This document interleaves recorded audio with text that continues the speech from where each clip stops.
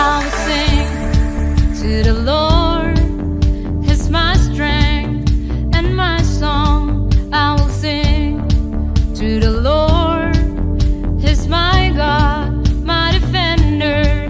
I will sing, I will sing.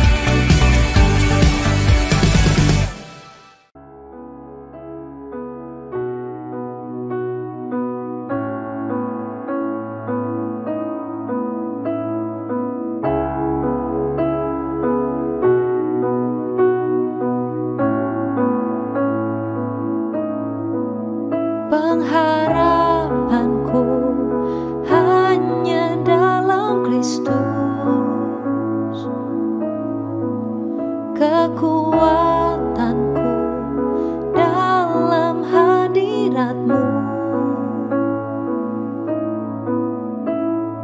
Yesus, ku berserah, Kaulah setiap nafasku hidup.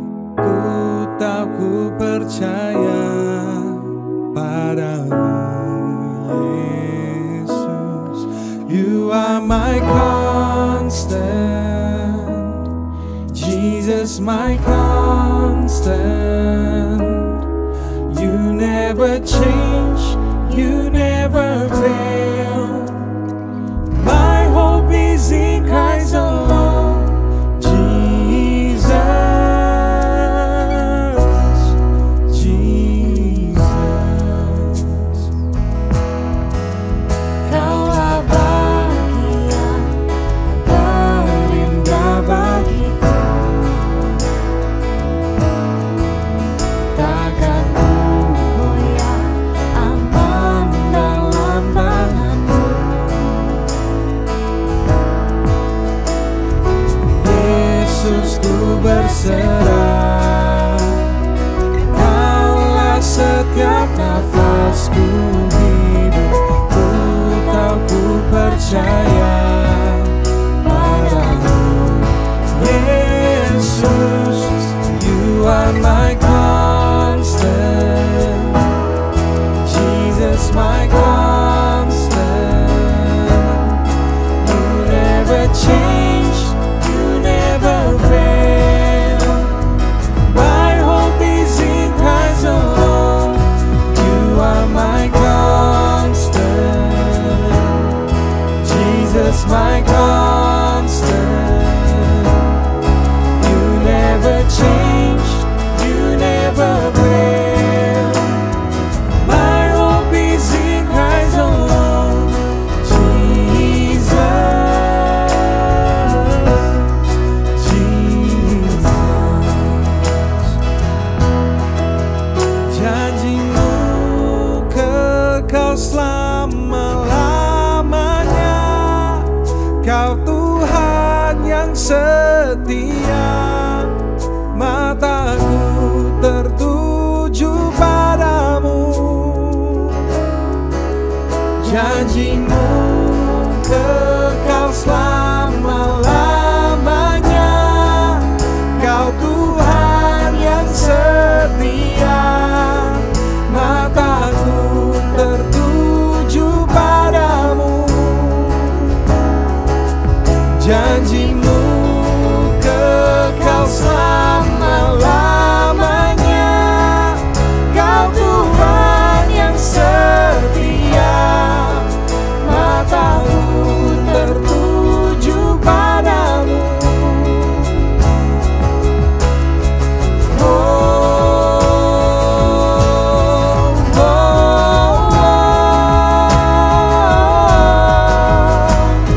oh, oh.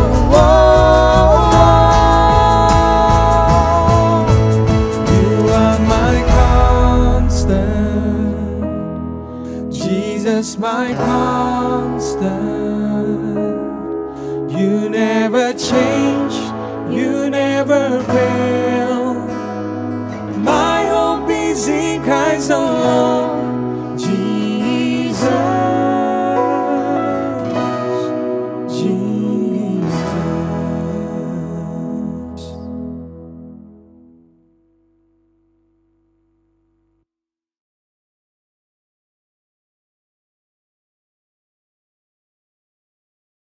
Shalom semuanya. Saya rasa kita semua sudah sering dengar kata keselamatan. Tapi banyak yang masih bertanya apakah keselamatan itu dapat hilang.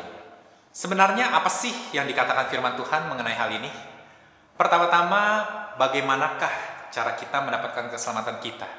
Di Roma 10 ayat 9 berkata, "Sebab jika kamu mengaku dengan mulutmu bahwa Yesus adalah Tuhan dan percaya dalam hatimu bahwa Allah telah membangkitkan Dia dari antara orang mati, maka kamu akan diselamatkan." Kalau kita lihat sepertinya sangat mudah ya. Benar-benar tidak perlu ada usaha keras sama sekali dari kita. Tapi karena inilah kita jadi sering meragukan keselamatan kita. Padahal Efesus 2 ayat 8-9 berkata, sebab karena kasih karunia kamu diselamatkan oleh iman. Itu bukan hasil usahamu, tetapi pemberian Allah. Itu bukan hasil pekerjaanmu. Jangan ada orang yang memegahkan diri. Jadi inilah sifat sesungguhnya.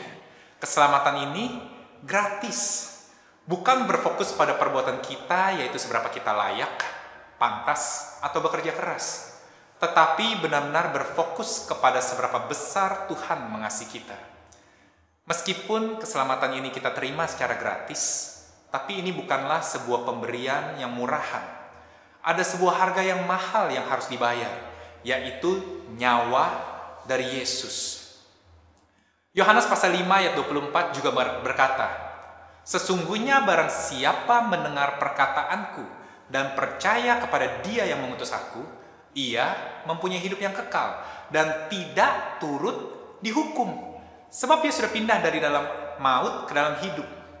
Lalu ada lagi di Yohanes pasal 3 ayat 16 yang berkata, barang siapa yang percaya kepada Dia tidak binasa, melainkan beroleh hidup yang kekal.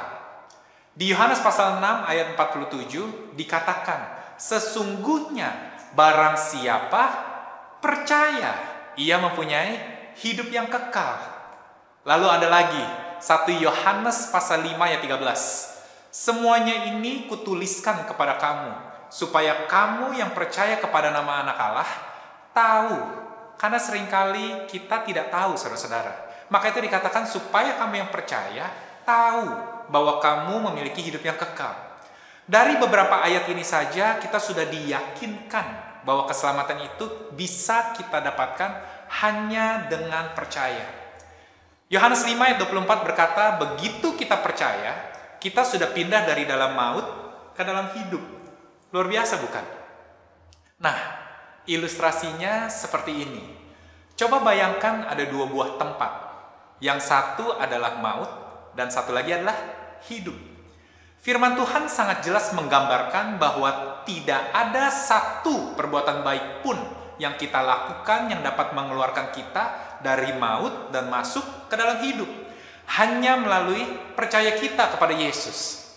Jadi, walaupun misalnya kita memberikan sumbangan kepada orang yang kesusahan, bahkan mungkin tidak mencuri atau tidak membunuh, firman Tuhan sangat jelas berkata bahwa perbuatan baik kita tidak akan membawa kita keluar dari maut dan masuk ke hidup selain melalui percaya kepada Yesus. Nah, sebagaimana kita waktu di dalam maut bisa melakukan perbuatan baik, demikian juga kita ketika di dalam hidup dapat melakukan perbuatan salah. Namun naasnya kita kembali berpikir bahwa perbuatan kitalah yang akan menentukan di mana kita akan berakhir, apakah di maut atau di hidup. Inilah yang namanya fokus kepada perbuatan kita dan bukan kepada kasih Tuhan bagi kita. Fokus kepada iman akan menunjukkan bahwa perpindahan kita hanya satu arah dan tidak ada apapun yang kita lakukan dapat membawa kita keluar dari hidup dan kembali ke dalam maut. Sekarang saya ingin menunjukkan bahwa keselamatan kita juga dijamin oleh Bapa, Anak, dan Roh Kudus. Yesus berkata di Yohanes 10 ayat 28-29, dan aku memberikan hidup yang kekal kepada mereka, dan mereka pasti tidak akan binasa sampai selama-lamanya, dan seorang pun tidak akan merebut mereka dari tanganku. Bapakku yang memberikan mereka kepadaku lebih besar daripada siapapun, dan seorang pun tidak dapat merebut mereka dari tangan Bapa. Di sini kita bisa lihat bagaimana Bapa begitu jelas menjamin keselamatan kita. Lalu di Yohanes 6 ayat 37-40 Yesus berkata, semua yang diberikan Bapa kepadaku akan datang kepadaku, dan barang siapa datang kepadaku, ia tidak akan kubuang. Sebab aku telah turun dari surga bukan untuk melakukan kehendakku, tapi untuk melakukan kehendak Dia yang telah mengutus aku.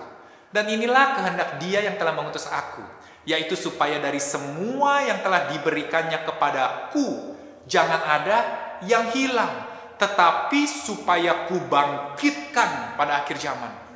Sebab inilah kehendak Bapakku, yaitu supaya setiap orang yang melihat Anak dan yang percaya kepadanya beroleh hidup yang kekal, dan supaya Aku membangkitkannya pada akhir zaman.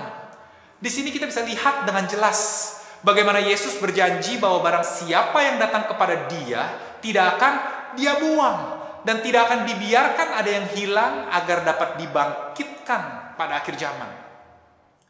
Di Efesus 1 ayat 13-14 dikatakan, di dalam Dia kamu juga, karena kamu telah mendengar firman kebenaran, yaitu Injil keselamatanmu. Di dalam Dia kamu juga, ketika kamu percaya, dimeteraikan dengan Roh Kudus yang dijanjikannya itu.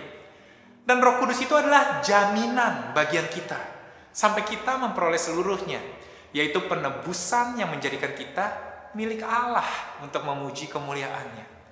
Kita bisa lihat kan, bahwa Roh Kudus pun menjamin keselamatan kita. Karena itu Bapa, Yesus, dan Roh Kudus bersatu hati, seia sekata, menjamin keselamatan kita.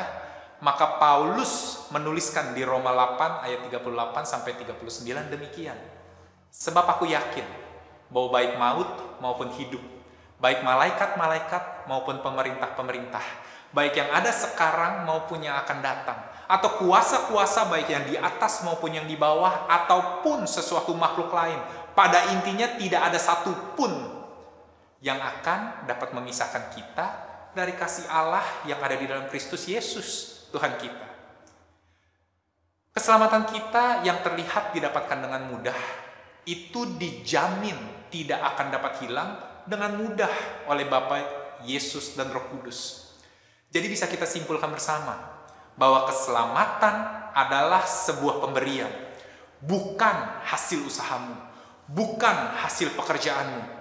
Sebab kamu diselamatkan hanya melalui iman kepada Yesus Kristus.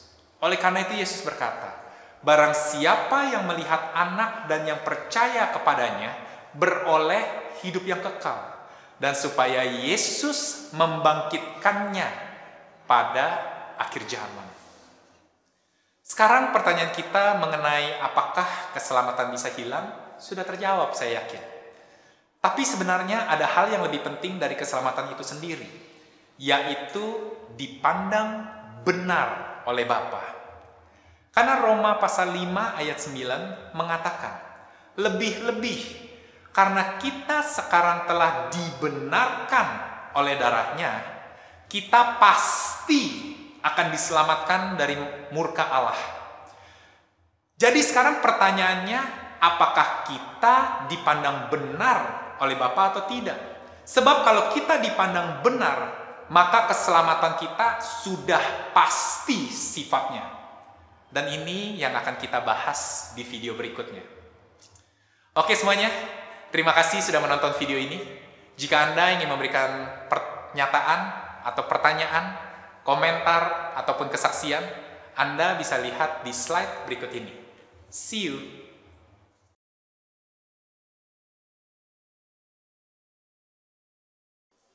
Hey! Terima kasih sudah menonton video ini. Terima kasih sudah mendengarkan apa yang kita bagikan pada hari ini. Saya percaya bahwa apa yang sudah dibagikan memberkati kehidupan saudara dan saya.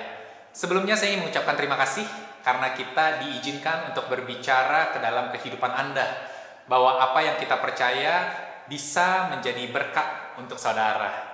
Nah, sebelum saya akhiri, jika Anda belum berlangganan ke YouTube channel kami, Anda boleh menekan tombol subscription dan juga menyalakan lonceng notifikasi untuk Anda biar bisa selalu ada di dalam kehidupan kami. Jadi, I'll see you again. See you to the next video. Bye-bye.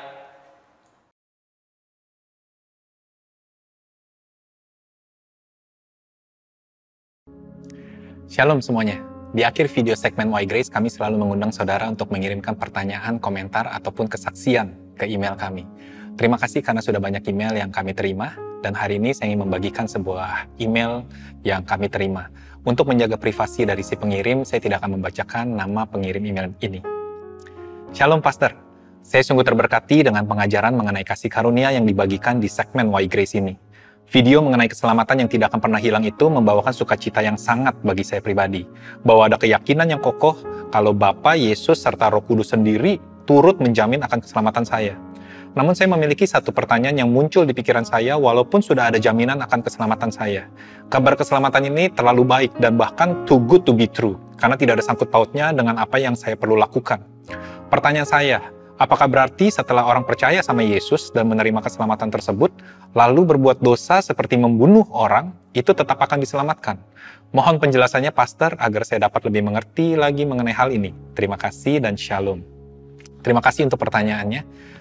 Izinkan saya menjawab pertama terlebih dahulu bahwa kita dibenarkan hanya karena iman dan bukan karena perbuatan kita, itu benar. Dan itu Alkitabiah. Kita sudah tunjukkan di video-video sebelumnya. Jadi jika Anda ingin mendengar lebih detail tentang penjelasan ini, saya undang saudara untuk menonton video-video yang sudah ada di segmen Why Grace ini. Tapi pertanyaan ini seringkali muncul dan seakan-akan menunjukkan bahwa kasih karunia itu tidak membenci dosa dan tidak mengejar kekudusan. Karena sifatnya kasih karunia itu tidak seakan-akan sekeras hukum Taurat, maka jadi pemikiran seperti ini pun muncul. Tapi saya mau katakan hari ini bahwa ini tidaklah benar. Karena kedua-dua dari hukum Taurat dan kasih karunia itu bukanlah ide manusia, itu datangnya dari Tuhan. Firman Tuhan berkata, sebab hukum Taurat diberikan oleh Musa, tetapi kasih karunia dan kebenaran datang oleh Yesus Kristus. Dua-duanya datang dari Tuhan, cuma perbedaannya hukum Taurat diberikan karena permintaan oleh bangsa Israel bahwa mereka menyanggupi seluruh peraturan yang Tuhan akan berikan karena keangkuhan mereka. Sedangkan kasih karunia itu datang karena kasih Tuhan, bukan karena permintaan manusia. Karena dua-duanya datang dari Tuhan, dan Tuhan itu adalah kudus dan membenci dosa, maka kita sudah yakin, sudah pasti bahwa dua-dua yang diajarkan atau diberikan oleh Tuhan ini sudah pasti membenci dosa dan mengejar kekudusan. Namun kita tahu, hukum Taurat bukanlah jawabannya. Sebab firman Tuhan berkata, semua orang yang hidup dari pekerjaan hukum Taurat berada di bawah kutuk. Sebab ada tertulis, terkutuklah orang yang tidak setia melakukan segala sesuatu yang tertulis dalam kitab hukum Taurat. Hukum Taurat itu menuntut kesempurnaan, bahwa cukup satu saja yang kita gagal, kita sudah gagal seluruhnya. Lalu dikatakan juga sebaliknya, justru oleh hukum Taurat, aku telah mengenal dosa.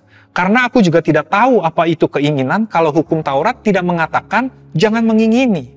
Tetapi di dalam perintah itu, dosa mendapat kesempatan untuk membangkitkan di dalam diriku rupa-rupa keinginan. Sebab tanpa hukum Taurat, dosa mati.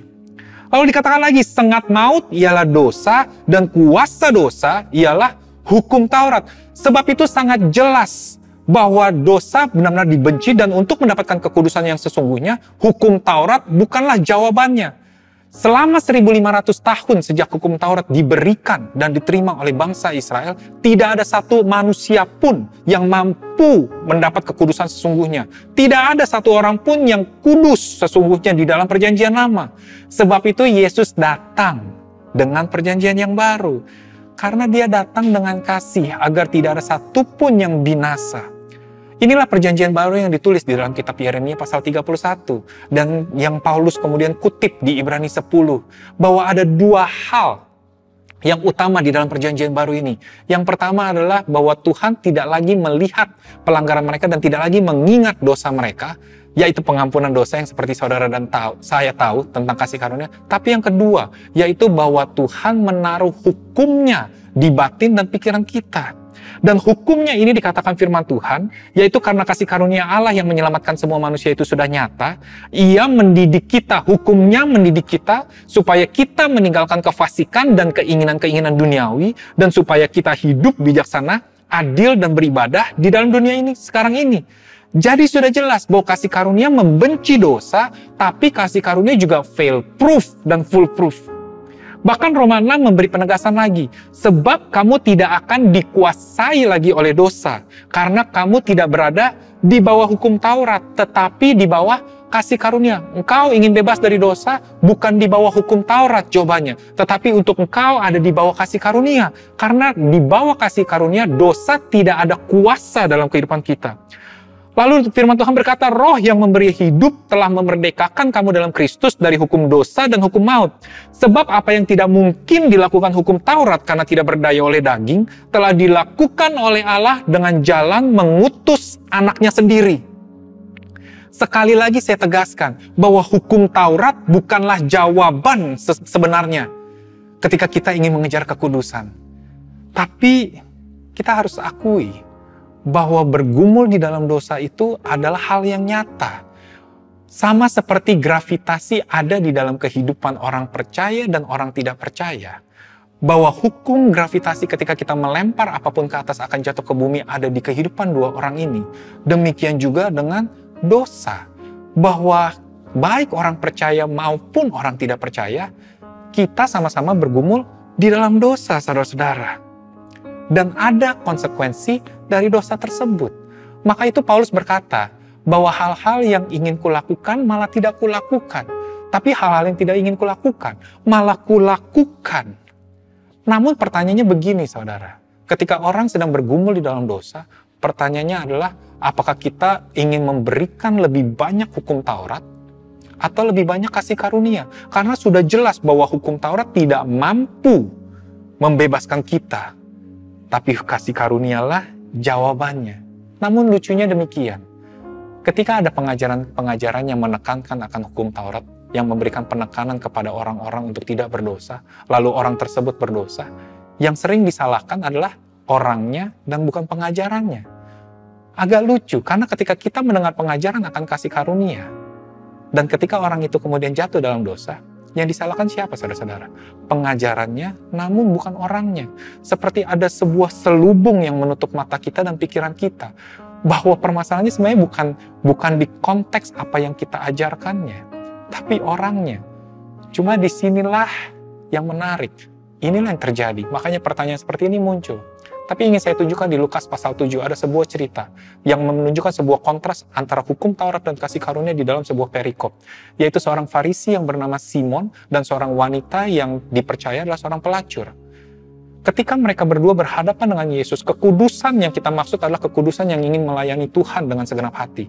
Ketika mereka berada di hadapan Yesus, yang menarik Yesus berkata kepada Simon, si orang Farisi, gambaran dari hukum Taurat, "Sejak aku datang, engkau tidak membasuh kakiku, engkau bahkan tidak memberikan minyak kepada kepalaku." Sedangkan wanita ini, yang gambaran kasih karunia, dia tidak henti-hentinya menyeka kakiku dengan rambutnya dan air matanya. Lalu Yesus mengeluarkan kata ini, barang siapa yang diampuni banyak, pasti dia akan mengasihi lebih banyak. Dan barang siapa yang diampuni sedikit, pasti akan mengasihi lebih sedikit. Jadi kalau engkau ingin mengejar kekudusan sesungguhnya, yaitu memberikan dirimu seutuhnya, sepenuhnya, seluruhnya kepada Tuhan, bukan hukum Taurat jawabannya saudara-saudara, tapi kasih karunia.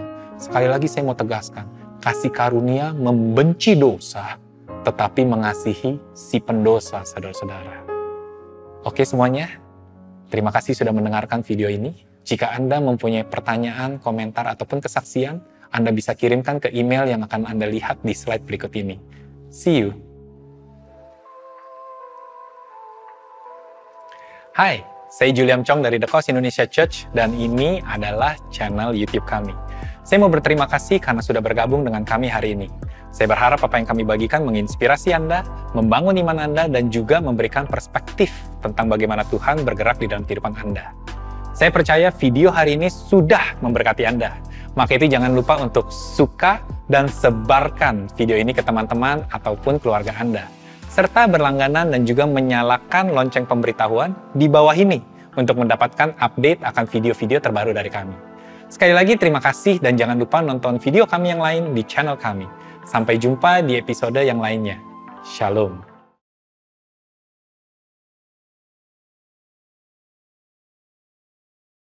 Shalom semuanya. Di akhir video segmen Why Grace, kami selalu mengundang saudara untuk mengirimkan pertanyaan, komentar, ataupun kesaksian. Kami bersyukur karena kami selalu menerima baik kesaksian ataupun pertanyaan dari waktu ke waktu. Ini membuat kami lebih mengerti bagaimana keadaan saudara-saudara setelah menonton video Why Grace ini. Hari ini saya akan membacakan salah satu pertanyaan yang sudah masuk, dan untuk menjaga privasi dari si pengirim, maka saya tidak akan membacakan namanya. Shalom, saya sangat diberkati dengan pelayanan yang dilakukan oleh Gereja The Cause setiap minggunya. Dan salah satu yang sangat saya nanti-nantikan adalah segmen Why Grace. Terima kasih karena sudah membuat video ini. Melalui email ini, saya ingin meminta untuk dijelaskan lebih detail mengenai konsekuensi yang dihadapi oleh orang Kristen yang percaya dengan kasih karunia. Karena menurut saya, seorang bapak yang baik akan menghukum anaknya.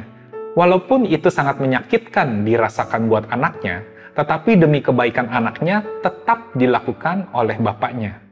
Justru bukan bapak yang baik apabila tidak menghukum demi mendidik anaknya agar tidak melakukan hal yang semakin parah di kemudian harinya.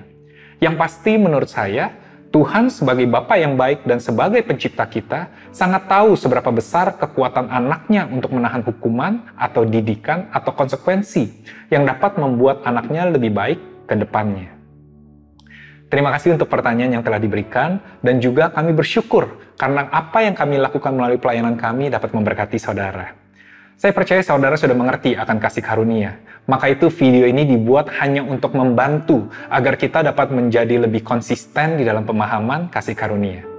Seringkali kita menggunakan gambaran orang tua di bumi di dalam mendidik anaknya sebagai gambaran Tuhan. Namun sayangnya ini bukanlah gambaran yang tepat, karena kita sebagai manusia, kita mempunyai banyak keterbatasan. Contohnya, kita mempunyai banyak keterbatasan di dalam hikmat untuk mendidik. Kita mempunyai banyak keterbatasan di dalam apa yang kita ingin sampaikan atau lakukan untuk mendidik anak-anak kita. Kita juga mempunyai keterbatasan di dalam kesabaran kita. Namun hal ini tidaklah demikian dengan Tuhan kita. Maka itu saya rasa bukanlah sebuah ilustrasi atau gambaran yang tepat jika kita menggunakan gambaran kita untuk menjelaskan bagaimana Tuhan berlaku kepada kita. Pastor Indra pernah memberikan sebuah pernyataan yang menurut saya sangatlah tepat untuk menjelaskan keadaan ini. Seringkali ketika semua orang bertanya tentang hal buruk yang terjadi, apakah Tuhan menghukum, apakah Tuhan mengkoreksi, dan lain-lainnya, Pastor Indra berkata pada ujung-ujungnya hanya kembali kepada dua akar sebenarnya. Yang pertama, apakah kita melihat Tuhan kita sebagai Tuhan yang pemarah dan selalu ingin menghukum, atau kita melihat Tuhan kita adalah Tuhan yang penuh kasih dan selalu ingin mengasihi saudara-saudara. Karena apapun bentuk pertanyaannya, tapi jika kita melihat dari dua kacamata yang berbeda ini, maka respons kita pasti pun akan berbeda. Jika kita melihat Tuhan kita adalah Tuhan yang penuh kasih, maka kita akan mempunyai pengharapan bahwa akan ada hal baik yang masih akan mungkin terjadi di kemudian hari. Namun jika kita melihat Tuhan kita adalah Tuhan yang selalu menghukum saudara-saudara, maka suatu hari kita nanti akan lelah dan kita tidak tahu lagi. Kita merasa bahwa Tuhan hanya ingin menghukum dan tidak lagi ada pengharapan bagi kehidupan kita di kemudian hari. Yesaya pasal 54 berkata demikian, "Hanya sesaat lamanya aku meninggalkan engkau, tetapi karena kasih sayang yang besar, aku mengambil engkau kembali. Dalam murka yang meluap, aku telah menyembunyikan wajahku terhadap engkau sesaat lamanya. Tetapi dalam kasih setia abadi, aku telah mengasihani engkau." Betul Tuhan pernah marah, betul Tuhan pernah meninggalkan kita, tapi itu sifatnya hanya sesaat lamanya. Namun semua ini terjadi perubahan saudara-saudara. Kapan terjadi perubahan itu? Yesaya 54 ditulis setelah Yesaya pasal 53. Dan Yesaya pasal 53 berbicara tentang kematian Yesus dan pengorbanannya di atas kayu salib. Bahwa seluruh amarah Tuhan telah dibayar lunas. Bahwa ganjaran untuk damai sejahtera kita telah ditanggung seluruhnya oleh Yesus di atas kayu salib. Maka itu Tuhan telah memberikan kasih setia yang abadi, saudara-saudara. Semuanya sudah lunas. Bahkan dilanjutkan, keadaan ini bagiku seperti pada zaman Nuh. Seperti aku telah bersumpah kepadanya bahwa air bah tidak akan meliputi bumi lagi. Demikianlah aku telah bersumpah bahwa aku tidak akan murka terhadap engkau dan tidak akan menghardik engkau lagi. Sebab biarpun gunung-gunung beranjak dan bukit-bukit bergoyang, tetapi kasih setiaku tidak akan beranjak daripadamu, dan perjanjian damaiku tidak akan bergoyang. Berbahagialah saudara dan saya bahwa kita sekarang dipandang damai oleh Tuhan kita, bahwa kita dipandang benar karena pengorbanan Yesus Kristus dan iman kita ke dalam Dia, bahwa Dia tidak lagi mengingat dosa kita karena semuanya sudah ditumpahkan kepada Yesus. Bagi kita yang percaya, kita dipandang tinggal di dalam Yesus. Maka itu saya mau katakan, Tuhan bukannya tidak punya amarah, tetapi amarahnya telah berakhir, saudara-saudara, dan hanya kasih setianya yang tersedia untuk kita. Maka itu tidak lagi ada penghukuman jika dia tidak lagi mengingat dosa kita, jika kesalahan kita sudah tidak diperhitungkan, jika pelanggaran kita ditutupi, maka tidak ada lagi alasan bagi dia untuk marah dan untuk menghukum kita, orang percaya. Tidak ada lagi bahkan yang dapat memisahkan diri kita dari kasih Tuhan. Motivasi dia sepenuhnya hanyalah kasih, saudara-saudara. Saudara mesti ketahui bahwa dia dapat mendidik dan mengkoreksi saudara dan saya tanpa perlu menghukum. Bahwa hikmat dia lebih tinggi, saudara-saudara. Bahwa dia tahu bagaimana cara untuk menyentuh hati saudara dan saya tanpa perlu menghajar kita. Inilah kabar baik bagi saudara dan saya di dalam Yesus Kristus. Kabar baik ini hanya tersedia bagi kita yang tinggal di dalam Yesus. Maka itu Bapa menanti setiap orang untuk bertobat. Karena untuk orang-orang yang belum percaya, mereka tidak memiliki kabar baik ini. Kitab Roma dan Petrus bahkan berkata bahwa kebaikan dan kesabaran Tuhanlah yang menuntun kepertobatan, bukan hukuman, saudara. Dan kita percaya bahwa Petrus dan Paulus adalah kedua orang yang paling mengerti apa yang mereka tulis di dalam kitab Roma dan 2 Petrus. Paulus dulu seorang pembunuh, saudara-saudara, pembunuh orang Kristen, pembunuh orang percaya. Namun apa yang Tuhan lakukan hanya karena kasih karunia Tuhanlah yang membuat dia berubah dan akhirnya dia menjadi salah satu rasul kasih karunia. Petrus pun demikian. Ketika dia menyangkal Yesus, apa yang terjadi, saudara-saudara? Tuhan tidak menghukum dia. Yesus tidak sedang menghardik dia, tapi Yesus menyambutnya dengan kasih dan itulah yang membawa perubahan Petrus. Jadi ingat, saudara-saudara, bukanlah hukuman yang membawa kita kepada perubahan. Tuhan kita adalah kasih. Dan di dalam kasih yang sempurna, tidak ada ketakutan. Terakhir, saya ingin memberikan sebuah perspektif. Tuhan kita tidak pernah gagal. Tuhan kita tidak pernah lalai jika dia harus menghukum. Dan di dalam firman Tuhan sangat jelas, hukuman Tuhan sifatnya sangat keras dan fatal, saudara-saudara. Jadi jika saat ini kita berkata bahwa Tuhan sedang menghukum kita, menurut saya kita sedang mengecilkan kebesaran Tuhan. Karena hukuman yang kita lalui ini seakan-akan hanya sementara, bahwa tidak ada kutuk yang menaungi kita. Saya mau katakan penyakit bukan datang dari Tuhan. Hal buruk datangnya bukan dari Tuhan. Hanya hal baik. Dan ini semua keburukan yang terjadi datangnya dari si musuh, saudara-saudara. Maka itu kita mempunyai pengharapan bahwa Tuhan pasti membela kita dan jika Allah ada di pihak kita, siapa yang dapat melawan kita? Hukuman hanya ada di luar kasih, saudara-saudara. Disinilah standing kita sebagai orang yang percaya akan kasih karunia Bapa. Jika saudara dan saya sama-sama mengerti hati Bapa, maka seringkali mungkin kita hanya bermasalah dengan penggunaan terminologi, saudara-saudara. Penggunaan kata-kata di dalam menjelaskan kejadian buruk yang menimpa kita. Tapi saya mau katakan, jika saudara dan saya sama-sama percaya bahwa Tuhan adalah kasih dan Dia tidak mampu dan tidak mungkin menghukum kita, maka kita berada di posisi yang sama, saudara-saudara. Sebelum saya mengakhiri video ini, tanpa terasa sudah kurang lebih 5 bulan kita menayangkan segmen Why Grace ini. Video ini akan menjadi akhir yang sempurna dari season pertama segmen ini. Kami akan kembali segera dengan season kedua dari segmen Why Grace dalam waktu dekat. Semoga kami tetap bisa memberikan penjelasan dan pengertian akan kasih karunia Tuhan yang tidak berkesudahan di dalam kehidupan saudara dan saya. Dan juga memberikan pengenalan dan pengertian yang lebih jelas mengenai kasih Tuhan dalam perjalanan iman kita. Di video ini saya ingin mengucapkan terima kasih kepada seluruh tim produksi Why Grace. Ada tim yang membuat konten, di dalamnya ada Pastor Indra, Ko Ishak, dan Stephanie Chiu. Lalu juga di dalam pengambilan video ada Pastor Yohanes, Dennis Andri, Selfie, dan juga Bern. Di tim penulis ada Angela Rehela. Lalu di tim desain dan editing akhir ada Joshua Lasiman, Adeline Setiawan, dan juga Fenicia. Sungguh sebuah kerjasama satu tubuh Kristus setiap waktunya untuk menghasilkan sebuah video untuk dinikmati oleh kita bersama. Sekali lagi saya mengucapkan terima kasih atas dukungan dari nama-nama yang saya sebut baru saja. Oke semuanya, terima kasih sudah menonton video ini. Jika saudara ingin memberikan pertanyaan, komentar, ataupun kesaksian, saudara bisa lihat di slide berikut ini. See you!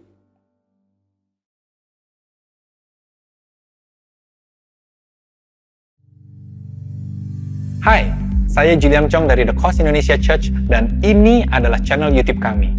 Saya mau berterima kasih karena sudah bergabung dengan kami hari ini. Saya berharap apa yang kami bagikan menginspirasi Anda, membangun iman Anda, dan juga memberikan perspektif tentang bagaimana Tuhan bergerak di dalam kehidupan Anda. Saya percaya video hari ini sudah memberkati Anda. Maka itu jangan lupa untuk suka dan sebarkan video ini ke teman-teman ataupun keluarga Anda. Serta berlangganan dan juga menyalakan lonceng pemberitahuan di bawah ini untuk mendapatkan update akan video-video terbaru dari kami. Sekali lagi terima kasih dan jangan lupa nonton video kami yang lain di channel kami. Sampai jumpa di episode yang lainnya. Shalom. Janjimu kekal selama-lamanya. Kau Tuhan yang setia. Mataku tertuju padamu. Janjimu kekal selama-lamanya. Kau Tuhan yang setia. Mataku tertuju padamu. Janjimu